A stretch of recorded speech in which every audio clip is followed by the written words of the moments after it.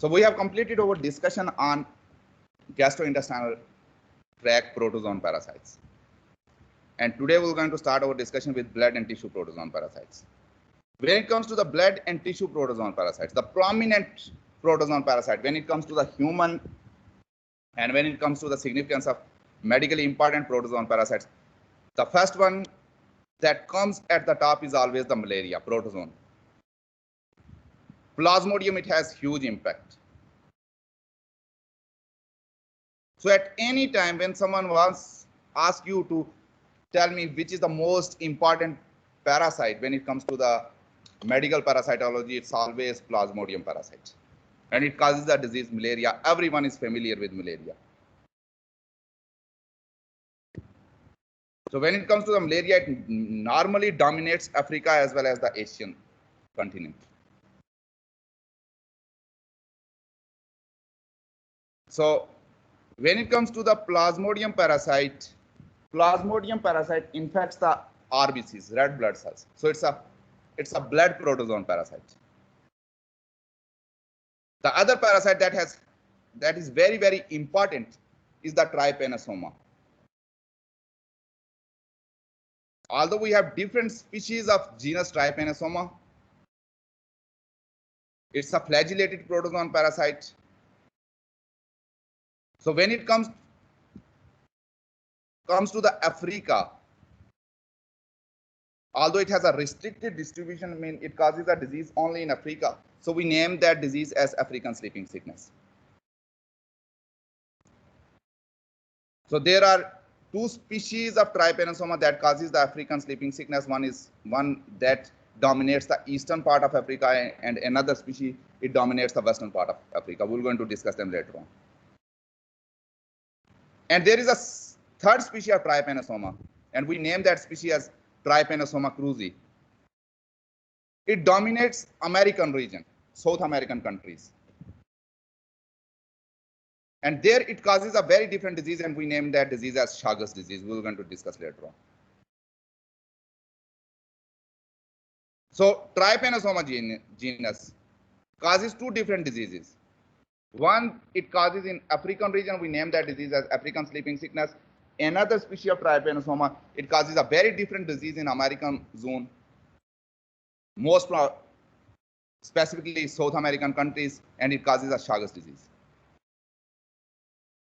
And then maybe you are already familiar with this Leishmania.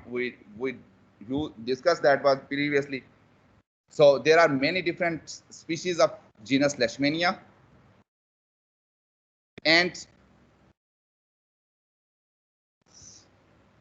they causes, I mean there are three forms of Leishmaniasis that exist in human population. One disease, we name it as the cutaneous Leishmaniasis. Another form of a disease, we name it as the visceral Leishmaniasis. It infects the visceral organs like spleen and liver. When it comes to the cutaneous Leishmaniasis, cutaneous means skin, so it causes skin lesions. And the third form of the disease that is caused by the genus Leishmania is the mucocutaneous Leishmaniasis. It normally restricted to the mouth and the nose region, and it damages the mucous membranes as well. The most common form of Leishmaniasis is always cutaneous Leishmaniasis, and it affects more than 1 million people worldwide. But it's not a deadly disease. The second form is the visceral Leishmaniasis. The common name for that disease is Kala Azar, and it's a disease of subcontinent, India, Pakistan, Bangladesh. And when it comes to the visceral Leishmaniasis, it leads to the mortality as well. It causes the death. And the mucocutaneous Leishmaniasis, normally we find that disease in South American countries. Brazil, Argentina are like these. And that disease, once again, it destroys the mucous membrane, means you fail to discriminate between the mouth and the nose, because everything will be destroyed. And I will going to show you some pictures as well. And then we have another genus of protozoan parasite. We name it as the Toxoplasma, and it causes toxoplasmosis. Although in normal people, it is not very much significant, but when it comes to the pregnant woman, it causes a very serious disease. There is one more genus, we name it as the Babesia. It causes babesiosis, very similar to the malaria when it comes to the signs and symptoms, but the vector is very different. So these are important genus when it comes to the blood and tissue protozoan parasite that are medically significant: Trypanosoma, Leishmania, Plasmodium, Toxoplasma, and Babesia. And today we're going to start our discussion with trypanosomiasis, or African sleeping sickness.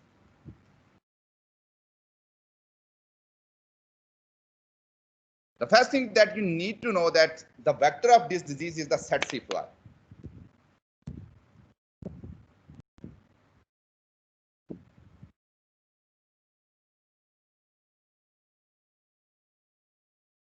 It's a very large size fly. So it's a vector-borne disease. As it is a vector-borne disease, so it has a restricted distribution. So we will going to find that disease only in Africa. And here you can see the list of African countries where you will going to see African sleeping sickness.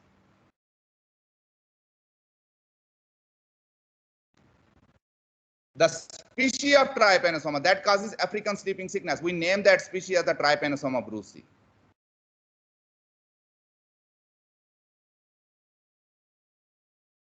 But people, although morphologically they are very similar, but there is still a difference between people. They find it that, okay, one form of a disease is different from another form. So it's you can say it's a subspecies level.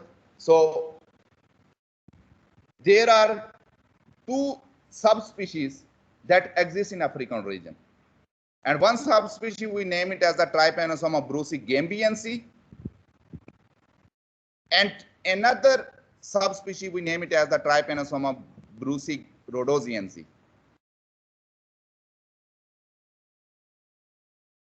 This rhodosiense, this subspecies, it causes a disease in eastern part of Africa.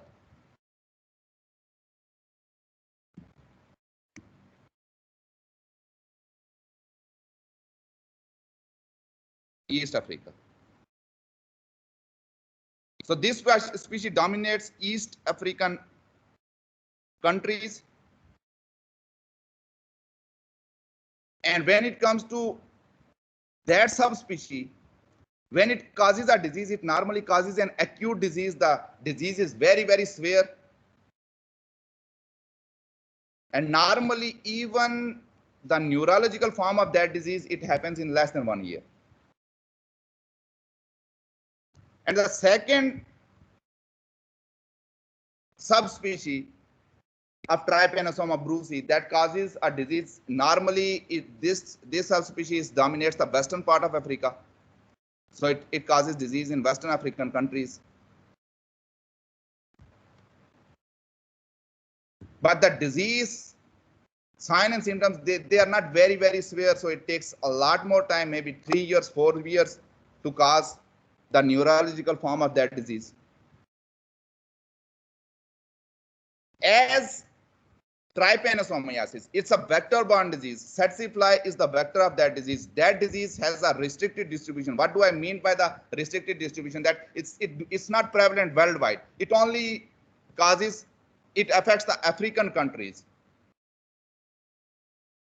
So the population of Africa is at risk. So about 35 million people, they are at risk. And each year about 6,000 to 10,000 cases they are being reported. Normally, when it comes to those diseases which has distribution worldwide, normally that number becomes very huge. Hundreds of millions of people, they are at risk, and you will going to see hundreds and thousands of cases each year. But with African sleeping sickness, as going, it is present only in African region due to the distribution of that specific vector, tsetse fly. So due to restricted distribution, that disease is very, very much significant, important when it comes to the African countries. We do not have that disease because we are not in Africa.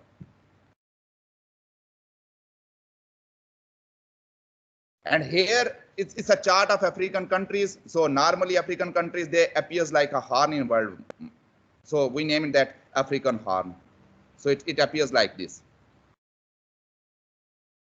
And then you see South Africa at the bottom, and then you will going to see all those African countries like Algeria, Libya, Egypt, Sudan, Chad, Niger, Mali, all these countries.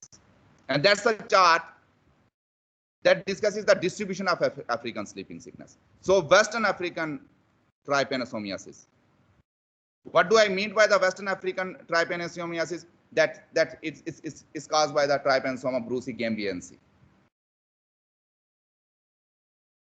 So if you just look at it here, mean that chart that discriminates that, okay, you will going to find that disease here, and then you will going to see that disease here. It's a large zone. So this is where this disease we will going to find that disease, and then you have an entire that region. So that's that end of Africa is always west.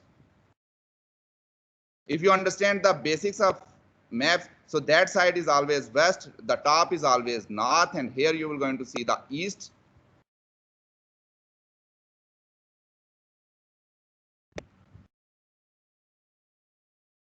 And then in the bottom you will going to see the south.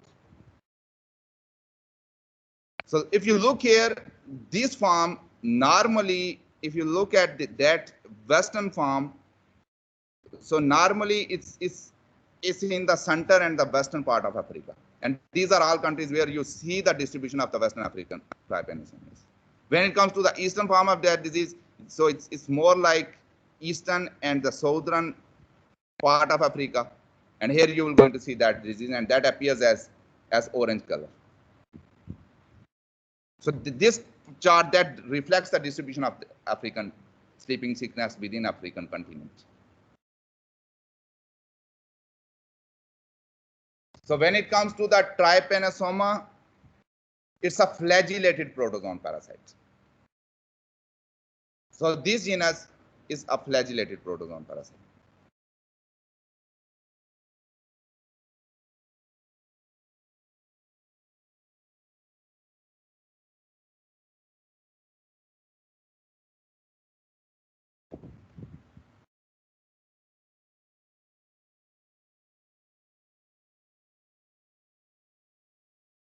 So when it comes, if someone asks you about how, please classify the trypanosoma. So you just need to know, okay, it's a unicellular organism with eukaryotic and they are heterotrophic. So they must be protozoan parasite, and within the protozoan parasite, as it has the flagellata, so it must be from the phylum Sarcomastigophora.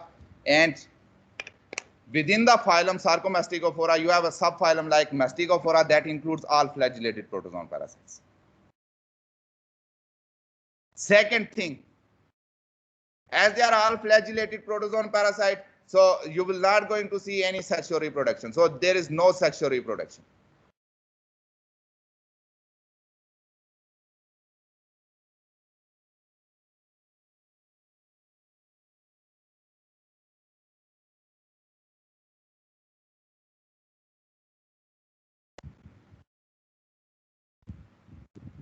So absence of sexual reproduction, that means the parasite, it divides, it increases in number through asexually.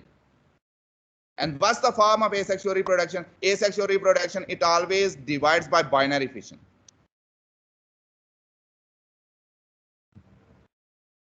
One parasite divides into the two parasite, and then in this way it will going to keep on increasing its number.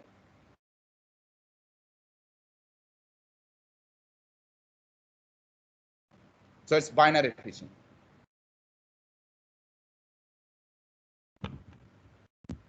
So where we do not see sexual reproduction, how you will going to decide between which host will going to consider as the definite host, because it involves more than one host.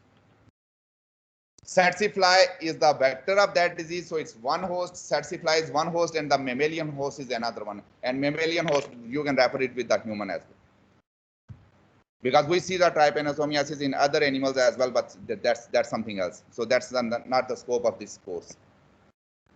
So it involves more than one host. So which host we're going to declare as the definite host where we do not see any sexual reproduction. So normally we declare it as the larger host as the definite host. So so where we do not see any sexual reproduction and it involves more than one host. So without sexual reproduction with involvement of more than one host, so you can just decide about the definite host, or it's always the larger host. So here the human, you can consider it as the definite host, but technically it's not appropriate to use the term as definite host or the intermediate host. So as the Tsetse fly is the vector, so it's more appropriate to use the word vector is the Tsetse fly, and then you have a mammalian host without using the word of intermediate or definite host.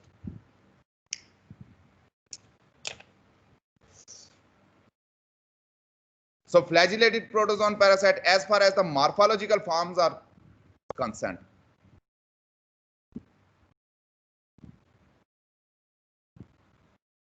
morphologically it exists in two forms. One form we name it as the Trypomastigotes.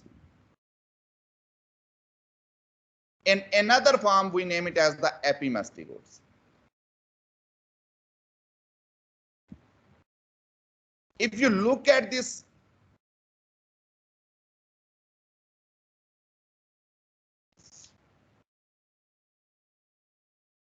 Trypomastigotes, here you will going to see the nucleus, and here you can see the base of the flagella. And from here, the flagella it originates and even makes its way to the entire section. So in case of Trypomastigotes, the base of flagella is posterior to the nucleus. And in case of Epimastigotes, here you can see the nucleus, and then you will going to see the base of flagella. And the flagella is anterior to the nucleus. That's how we differentiate between an Epimastigotes and the Trypomastigotes. In one form of parasite, the base of flagella is posterior to the nucleus. In another form, the base of flagella is anterior to the nucleus.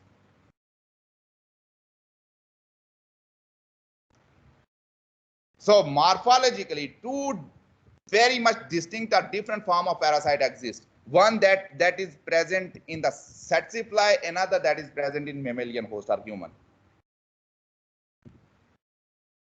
Whether the base of flagella is posterior to the nucleus or base of flagella is anterior to the nucleus.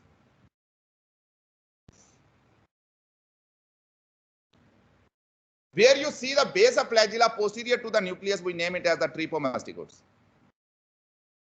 And here you can see the different forms of Trypomastigotes exist. One we name it as the short or slender form. Another form we name it as the intermediate form. And then we have a very short flagella as well. So here you can see the flagella do not, it fails to just pass to the entire length of a parasite. So it's a short form, that's the intermediate form. And here you can see the flagella is very, very long. It's more than the size of a parasite main body. So the short form of where you see the short flagella, and then you have an intermediate size, and then you have a very long form. We name it as the slender form. So the stumpy Trypomastigotes, intermediate Trypomastigotes, and then you have the slender Trypomastigotes.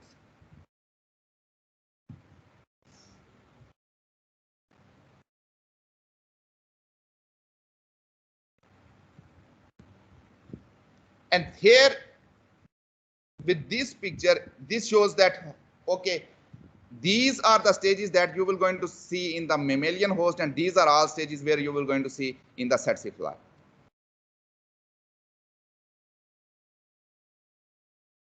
So in the Tsetse fly, you will going to see a form of Epimastigotes, where flagella is anterior to the nucleus, and then you will going to see the tripomastigotes, and then you have an infective form of parasite. We name it as the metacyclic tripomastigote. And as far as the mammalian or the human hosts are concerned, the only form that is present in human hosts is always tripomastigotes. There is no epimastigotes when it comes to the human as host. But as far as the Saxifly is concerned, in the Saxifly, you will going to see the stage of you will going to see the morphological form as epimastigotes, tripomastigotes at different stages of in the life cycle. And that's the CDC life cycle of Trypanosoma brucei. Whether it's a brucei gambiensis species, that is the Western African form of parasite, or it's a rhodosiensis, that does not make any difference. The life cycle will remain same. Whether it's a Trypanosoma brucei rhodosiensis, that is the eastern form, that is the most severe form of that disease, or it's a gambiensis, that's the western form or moderate form of that disease. In both cases, the vector is always the Saxifly.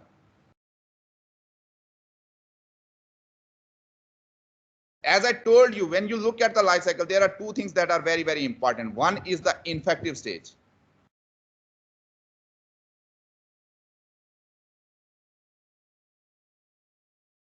So when a Saxifly bites a human, it takes the blood meal. It injects the tripomastigotes into the blood of human. And here you will going to see that monogram of eye. It's a triangle. Within that triangle, you will going to see eye.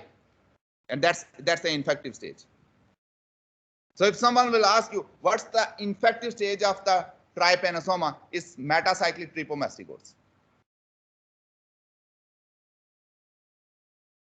So when a Saxifly bites a human, it will going to inject the metacyclic tripomastigotes into the body of into the blood of human.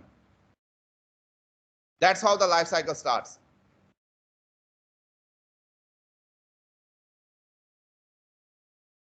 So once in the blood, these tripomastigotes, they are carried to many different sites. And within the blood, these tripomastigotes, they will going to divide by binary fission.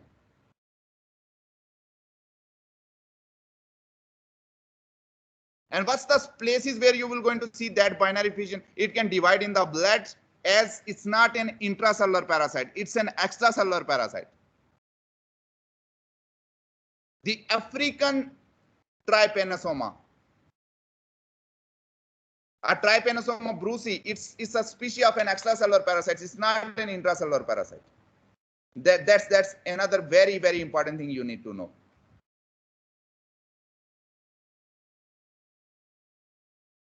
That parasite stays outside the cell.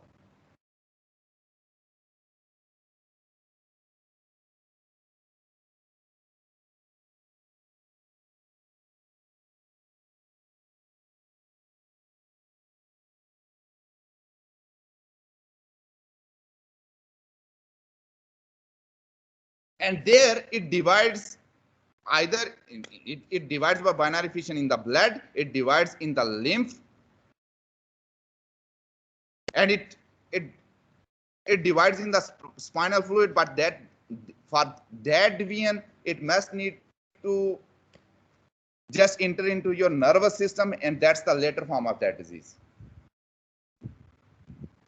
So as long as the parasite is outside the nervous system, it divides in the blood and it divides in the lymph. Extracellular parasite. It does not enter into any kind of human cell. As it divides, it increases in number. These tripomastigotes, they are in the blood of infected person. So at any time, when a Saxifly, it takes a blood meal, the Saxifly bites an infected person, bites a person which is infected with the Trypanosoma parasite. Along with the blood, the Saxifly will going to take the tripomastigotes, And those trypomastigotes, they are ingested along with the blood, and they are being ingested by the tsetse fly.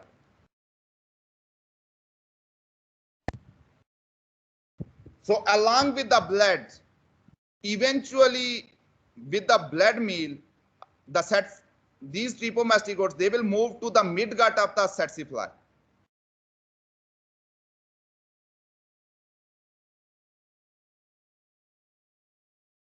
And these trypomastigotes, once again in the midgut of the tsetse fly, they will going to divide by binary fission.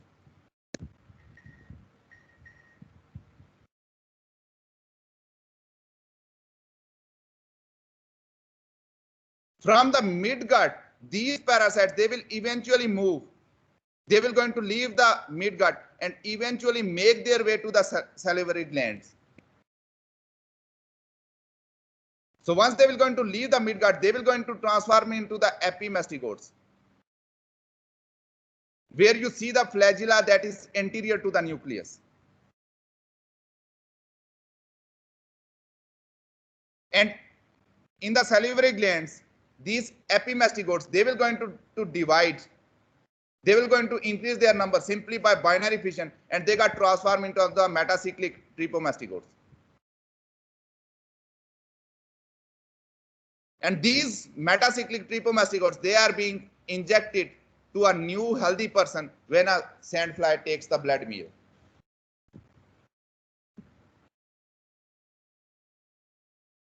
So two very important stages within the life cycle. One is the infective stage. The infective stage is the metacyclic trypomastigotes. And the other thing is the diagnostic stage. How you are going to diagnose this infection?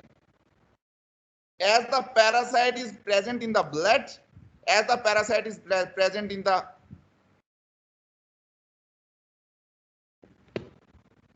lymph, as the parasite is present in the spinal, in case of spinal fluid, it's the later form of the disease where it's able to cause the nervous, it able to infect your nervous tissue.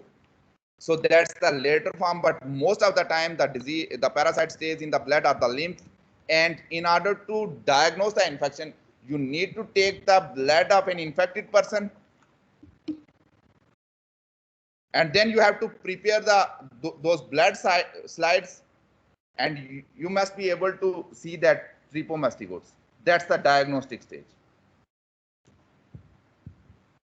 So both the infective stage as well as the diagnostic stage, they are both trypomastigotes. Do you have any question from the life cycle of this parasite? Just feel comfortable and ask.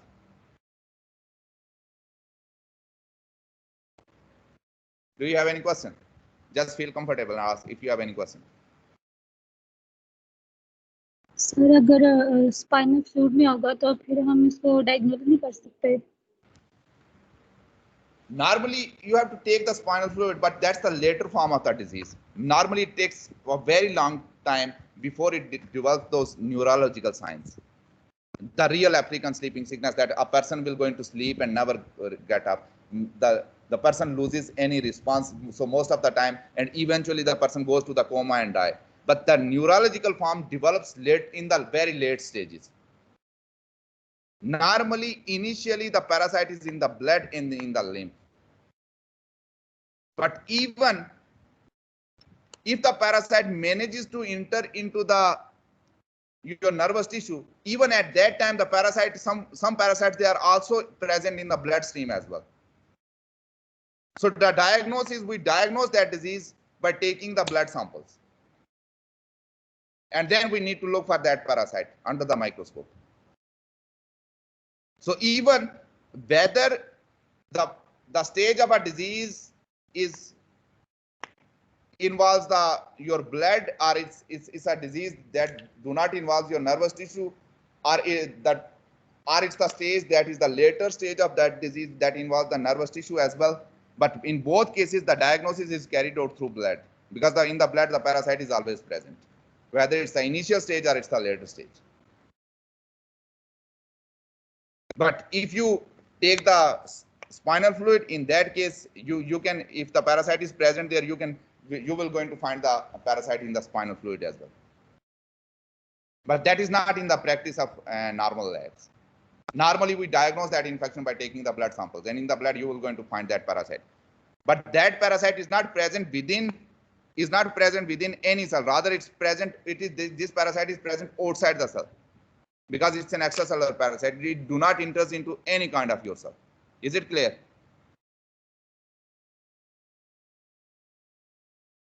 Is it clear? Yes, Just feel calm. Do you have any question? Sir ये neurological science के बारे में थोड़ा बता दो. I haven't discussed anything regarding the signs and symptoms of this disease. So in the next slide, I will going to discuss those signs and symptoms, and then I will going to discuss all those neurological disease form of that disease. Okay, Do you have any question to this point? Just feel comfortable and ask.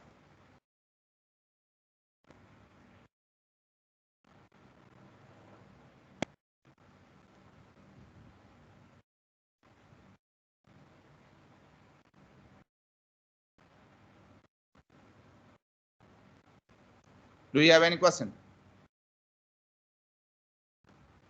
So now we're going to discuss the signs and symptoms of that disease.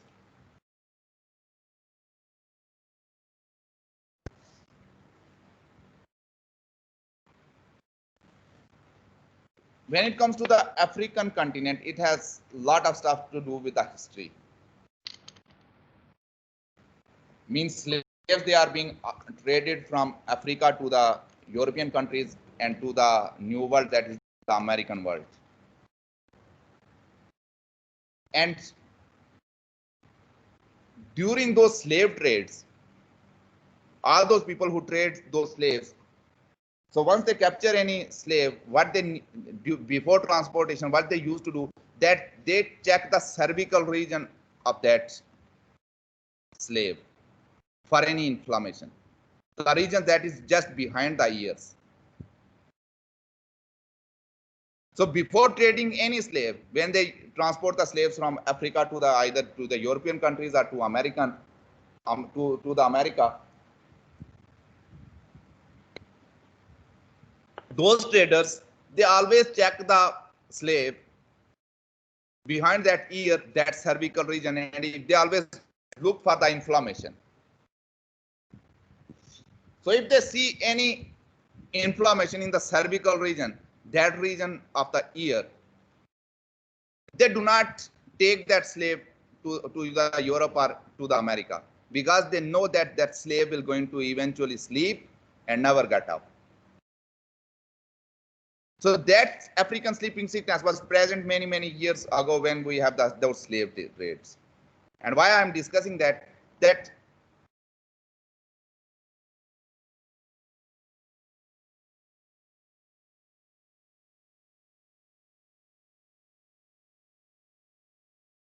I do not have that thing on my slide. So these inflamed lymph nodes, so these are, you will going to see the lymph nodes in the cervical region.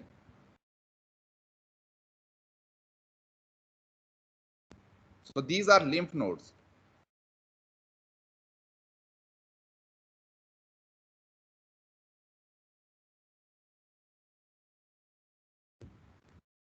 And during the course of immunology, you already know what are lymph nodes and how they work. They are the filters of ECF. So what happens that when a person captures the trypanosoma parasite, that parasite is an extracellular parasite. So from the blood, it will move to the extracellular fluid and eventually into the lymph.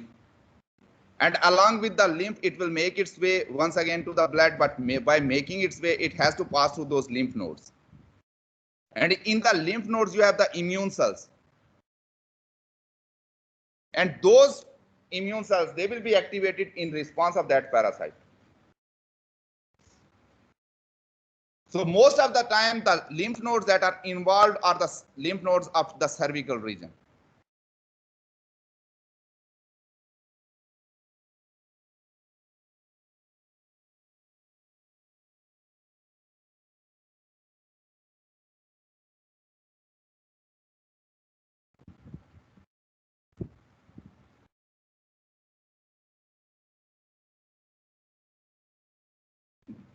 all those lymph nodes that are behind your ear. So they, as the parasite got captured here, so what will going to happen that those lymph nodes, you will going to see immune cells that are activated against that parasite. So you will going to see the inflammation of the lymph nodes. And the lymph nodes that are not visible behind your ears, these lymph nodes, they will going to increase in size and they becomes visible behind the ear. So inflammation of the lymph nodes. And normally in case of African disease, you see the inflammation of the lymph nodes in the cervical region. So people, they name those as the Winterbottom signs. And those traders, they will normally screen those slaves for those Winterbottom signs. And if they have the Winterbottom signs, those traders, they know that they cannot treat that disease, and eventually that slave will going to die, and that slave will going to die because of the coma. So they do not transport that slave from Africa to the American or European world. So that's the Winterbottom sign. That's the most prominent sign of the African sleeping sickness. Inflammation of the lymph nodes of the cervical region. And we name those signs as the Winterbottom signs.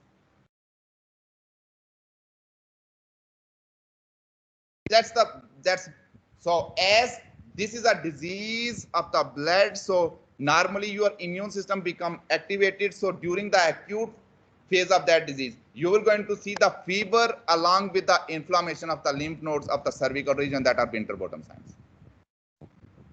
Secondly, at the spot where the tsetse fly bites, you will going to see the lesion that is being developed, because the vector is always the tsetse fly. So in order to transmit the infection during the initial stages of that infection, you will going to see the scar or lesion that is being caused by the bite of the tsetse fly.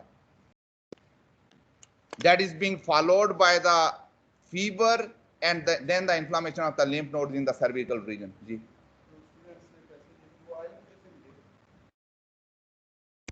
Okay, मैं 5 minute में बताता हूँ. And then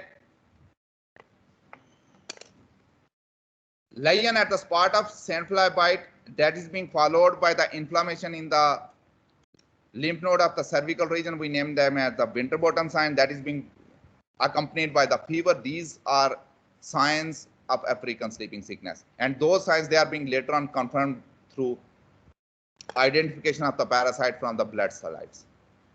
And if the person is not being treated, later on in the later stages, the parasite will going to able to violate the blood-brain barrier and eventually enters into the cerebrospinal fluid. And here it damages your nervous tissue. So once your nervous tissue got damaged, what will going to happen that normally the person will have less and less response and late response, and the person will going to become less and less active, and eventually it will start sleeping more, and the sleep time normally increases, and eventually the person, if the person is not being treated, eventually the person will go to the coma and die due to the destruction of the nervous system. The clinical feature mean normally that there are two forms of African sleeping sickness. One subspecies more severe, we name it as the rhodesiense, and the other species moderate one, we name it as the gambiense. So Trypanosoma brucei gambiense or Trypanosoma brucei rhodesiense. One is the eastern form of African sleeping sickness, and other one is the western form of African sleeping sickness. Whatever the form, it does not make any difference as the life cycle is same. So normally the clinical features of the both forms of the African sleeping sickness, they are same. But there is variation in the severity and duration. Only the severity and the duration of the disease is vary with eastern form and the African form. Normally the eastern form has a very short duration, and it is very, very severe when it comes to the signs and symptoms.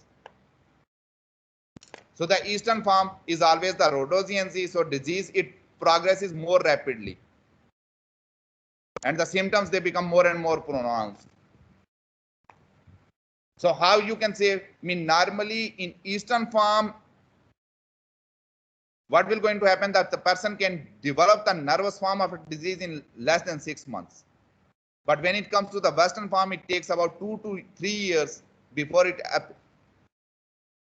can go to your nervous tissue and it can appear in the neurological form of that disease. And eventually you will have the death due to the cardiac failure within 6 to 9 months, very, very short duration. But when it comes to GBNC, it takes 3 to 6 years, sometimes 2.5 years, 3 years, 4 years. So normally the western form, it takes longer time, and the sign and symptoms, they are not very severe, but with eastern form, it takes short duration, and sign and symptoms, they are very, very severe.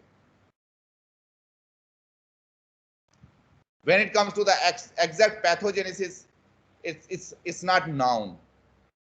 Normally, the fever and the inflammation of the lymph node it is being caused by the immune complexes.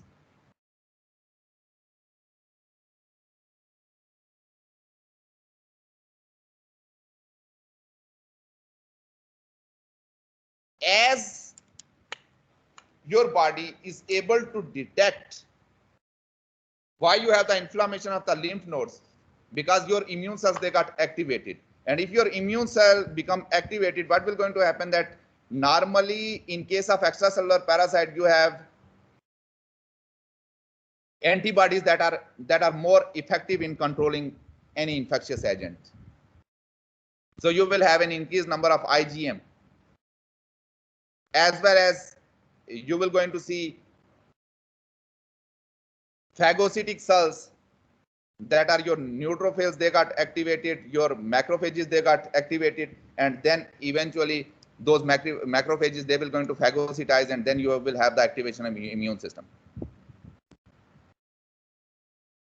So normally the humoral immunity, that's the common thing, that when it comes to the extracellular parasites, normally your humoral immunity or your antibodies, they are protective against that infectious agent.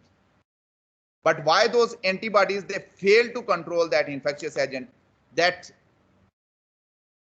they fail to eliminate that infectious agent, only because of the fact that in case of Trypanosoma brucei gambiense as well as the Trypanosoma brucei rhodesiense, both Eastern African sleeping sickness, in case of this Trypanosoma shows is the antigenic variation.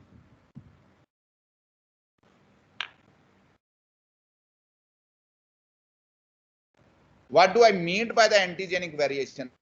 That after certain generations, what will going to happen that the parasite, for example, if some antigen is being detected by your immune system that is on the surface, and due to detection of that antigen, your immune system is able to identify that parasite. So what happens that why your immune system fails to eliminate that parasite is because that parasite, after certain generation, what will going to happen that it changes the antigen, it changes the shape of antigen. This antigenic variation we do not see with every parasite, but with certain parasite we see antigenic variations. And where we see the antigenic variations, after certain generation, each time we have a different parasite. And then once again, all those previous cells that were activated, now they cannot identify that change in antigen. So now you will have a new immune system that will be activated, and that it will produce antibodies, and after some time, what will going to happen that once again the parasite changes the shape of antigen. And in this way, the process will keep on doing it. So because of that reason, you will have fever after some time, after a few days, and then once again you will have the inflammation of lymph nodes, and then once again another shape of parasite will going to happen. So in this way, your immune system cannot eradicate that parasite, because the parasite, it changes the shape of its antigen. And this phenomena, we name it as the antigenic variation. And this antigenic variation gives the huge advantage to the parasite to escape from the immune system. And you need medical intervention. You need medicines. You have to treat that infection, otherwise your immune system cannot eradicate that parasite. So how we diagnose diagnose, we have to diagnose it from the ECF, extracellular fluid. Either you detect it from the bloodstream, you detect it from the lymph secretion. You just, if some lymph nodes they are got enlarged, you just need to aspirate that lymph nodes and take the fluid from that lymph nodes, and then you just need to look for the parasite. If you find the trypomastigotes, that confirms the diagnosis.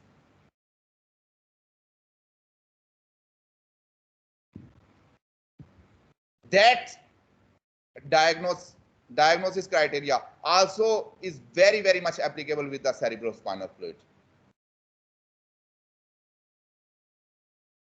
That you have to identify, you need to look for the parasite in the ECF, extracellular fluid.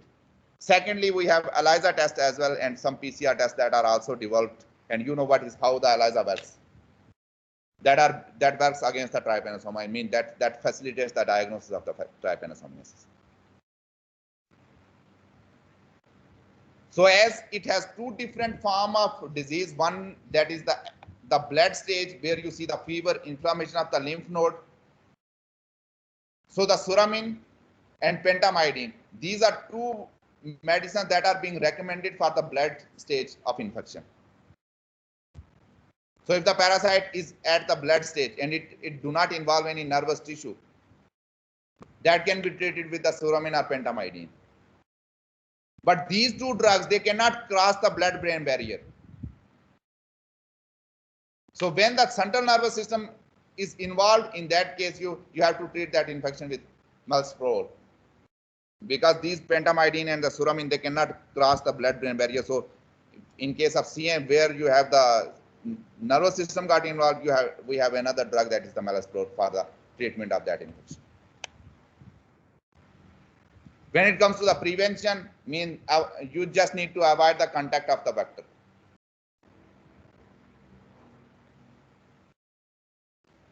It's the most effective mean.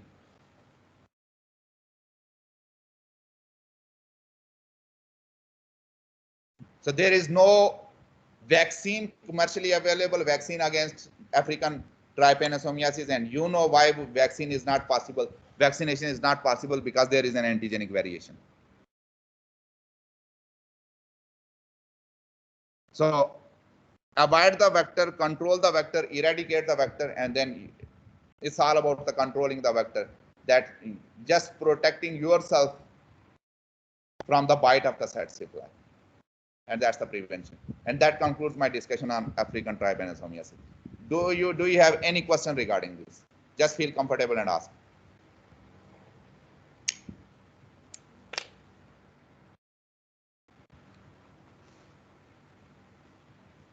Sir infective stage में मेटासाइक्लिक ट्रिपोमास्टिगोट्स आता है?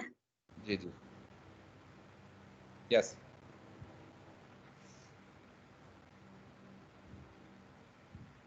Do you have any other question? Just feel comfortable and ask.